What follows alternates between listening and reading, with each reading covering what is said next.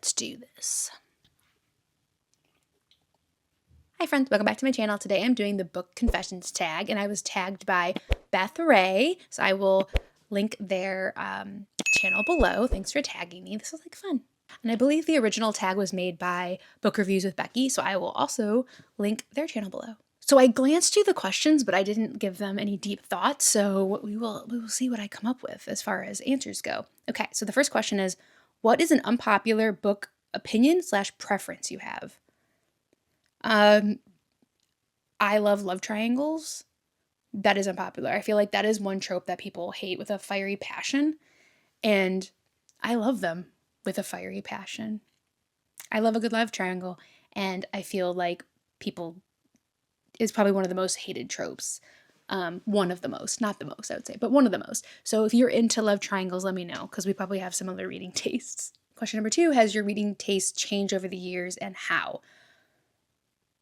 I don't think the kind of things I like to read has changed, but I will say how I read has changed.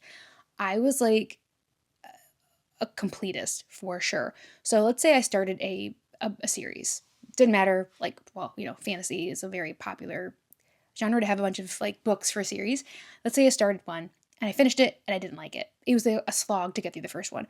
I would make myself read the complete series, even though I hated it.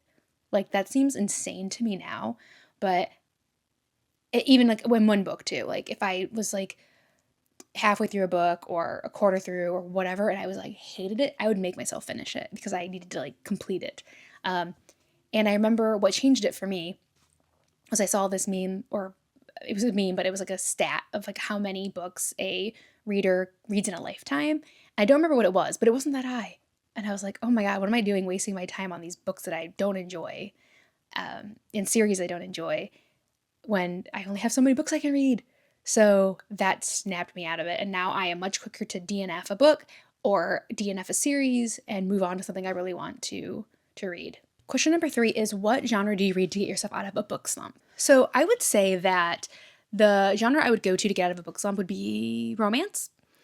I need something more engaging than nonfiction. Not that it's not engaging, but for me personally, I need something a little bit more escapism, but not so much escapism as fantasy, because I can't, I need a little bit less processing for like world building and like the crazy names and everything.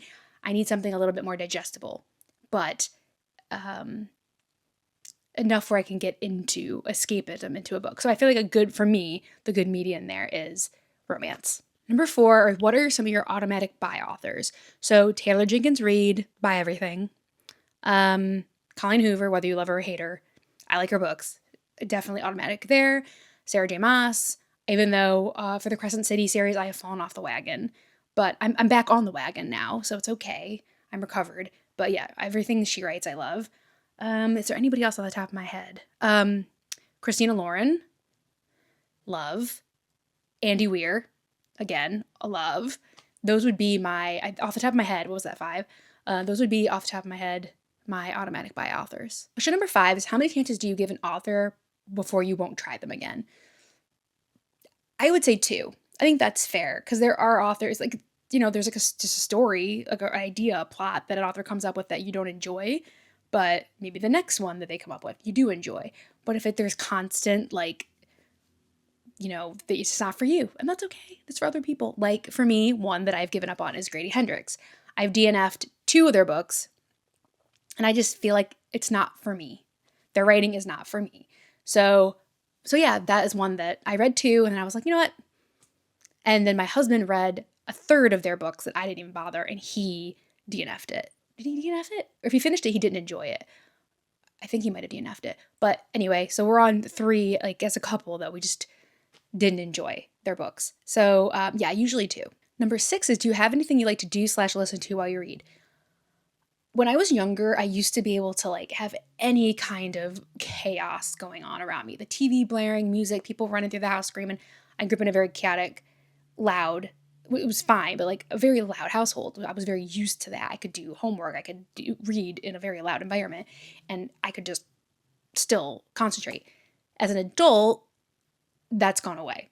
So I can't like listen to music while I'm reading, unless it's like, like, I don't know, like spa music or something. I could probably do that without lyrics, but it is pretty hard for me now to have stuff on and read. Like maybe like sports, because that's just a bunch of like running back and forth and not as much talking. Sometimes I'll have a basketball game on and I'll be reading at the same time. Like that I can kind of do.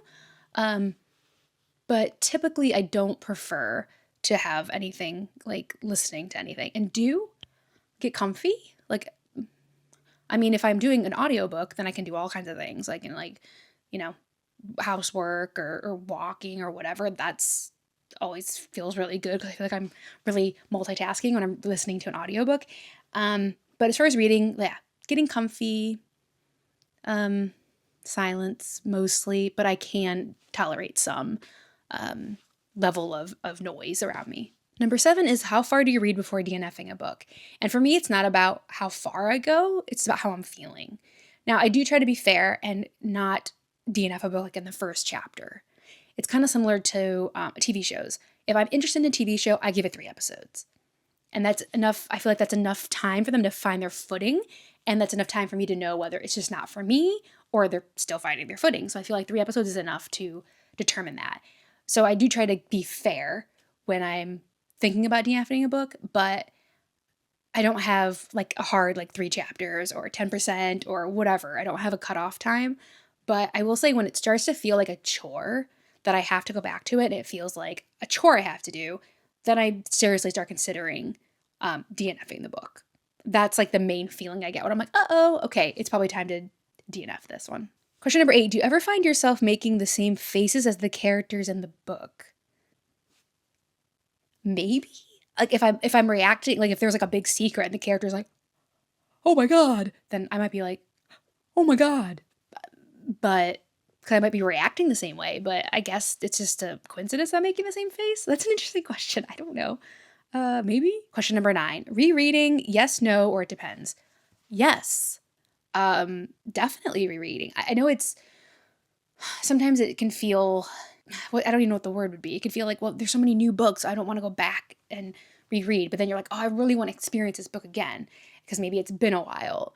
For instance, Love in Other Words, and Fangirl here, it's been a while. And so the details those were 5-star reads for me. And I just recently bought them.